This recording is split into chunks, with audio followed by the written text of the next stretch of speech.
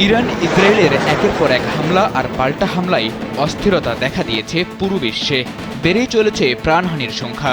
পরিস্থিতি দিনকে দিন এমন হচ্ছে যে অনেকে শঙ্কা করছেন তৃতীয় বিশ্বযুদ্ধের শুরুটা ঠিক এখান থেকেই।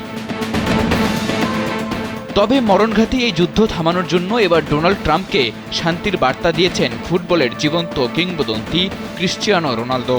আমেরিকার প্রেসিডেন্ট ডোনাল্ড ট্রাম্পের কাছে পর্তুগালের এক জার্সি পাঠিয়ে লিখে দিয়েছেন প্লে ফর পিস, অর্থাৎ সরাসরি না বললেও আকার ইঙ্গিতে গোটা বিশ্বে শান্তি ফিরিয়ে আনতে কাজ করতে বলেছেন ট্রাম্পকে।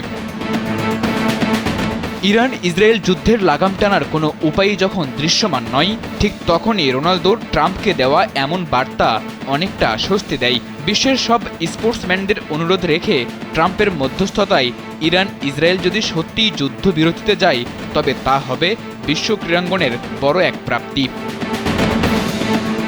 এদিকে ট্রাম্প নিজেও সামাজিক যোগাযোগ মাধ্যমে জানিয়েছেন, যুদ্ধে জড়ানো ইরান ইসরায়েলের মধ্যে খুব শিগগিরই শান্তি ফিরিয়ে আসবে। বিভিন্ন বৈঠক ও ফোন কল চলছে। তার সাথে রোনালদোর এই মানবিক বার্তা সেই কূটনৈতিক প্রচেষ্টাকে যেমন সহায়তা করছে, তেমনই মনে করিয়ে দিচ্ছে খেলাধুলা শুধুই বিনোদনের মাধ্যম নয়, বরং তা হতে পারে বিশ্ব শান্তির সেতুবন্ধন। কানাডার আলবার্টায় অনুষ্ঠিত G7 সম্মেলনে অংশ নিয়েছেন প্রেসিডেন্ট ট্রাম্প।